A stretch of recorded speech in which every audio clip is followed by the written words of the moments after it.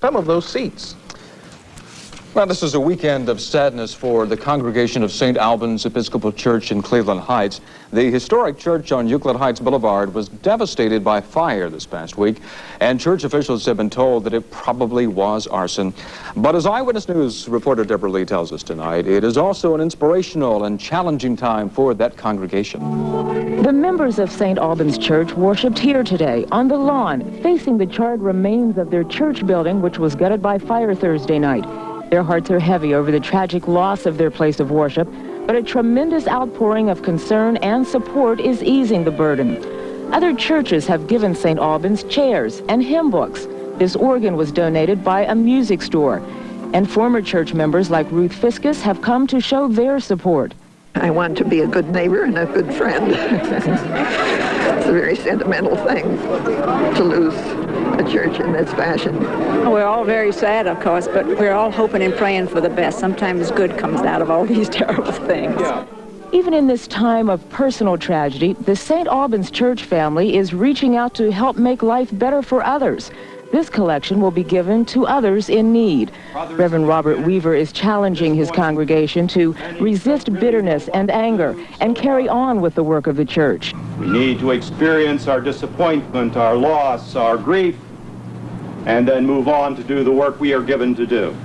As this church service ends, plans must now begin for the difficult task facing this congregation, rebuilding their church. The church building, that is, for the people of St. Albans say they've lost a building, not a church. We're going to go on and we're going to be as strong or stronger than we've ever been. Deborah Lee, Eyewitness News.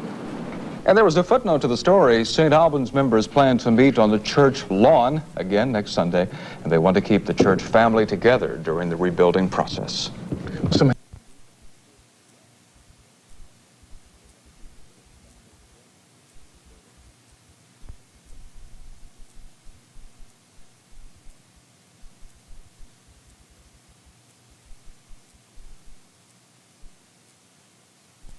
In spite of an arson fire that nearly destroyed an historic Cleveland Heights church, services went on today. We need to experience our disappointment, our loss, our grief, and then move on to do the work we are given to do. The congregation heard the pastor say that he is committed to rebuilding the historical church. Early Friday morning, someone apparently set the fire near the altar inside St. Albans Episcopal Church. The fire did $750,000 in damage. Connie? Still.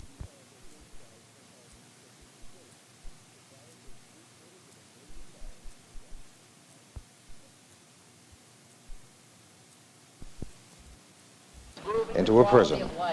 Even though fire gutted their church just a few days ago, the people of St. Albans in Cleveland Heights conducted Sunday services anyway. With chairs in hand, church members attended services under a tent set up on the front lawn. Fire gutted the church late Thursday night, destroying the wooden sanctuary that was built in the 1890s. Even though they're not sure if the building can be saved, the parishioners vow to continue a presence in the community. We are to do more than simply build a building. We are to be the people of God, and the people of God are people who have and who give more than simply a building. This is why we're here today, even without a church, to worship God and join together as a family. Investigators say the fire was the work of arsonists. Damage has been estimated at well over $500,000. At about the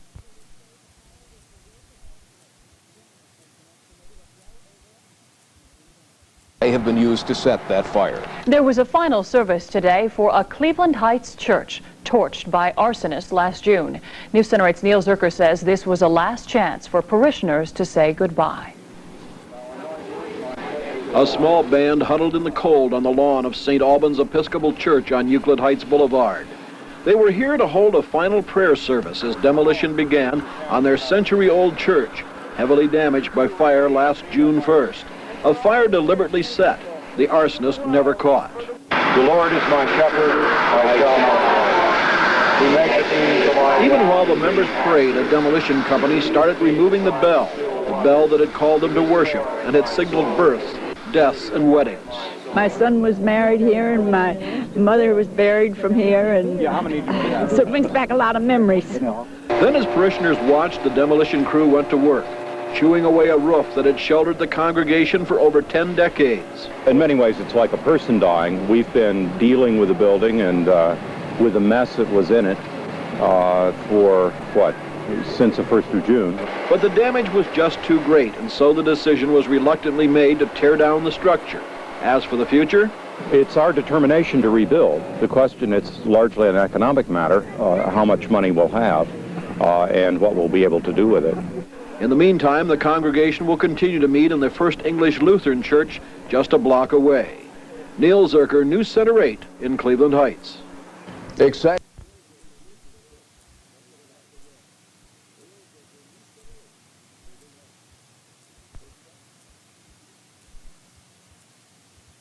Did their work, a few church members held something of an informal vigil. Several of us have stayed off and on all day, just because, you know, we just wanted to be here. The congregation now meets in the wings of another church, and there is some talk of rebuilding, but for right now, all that's left are the memories. Well, first there was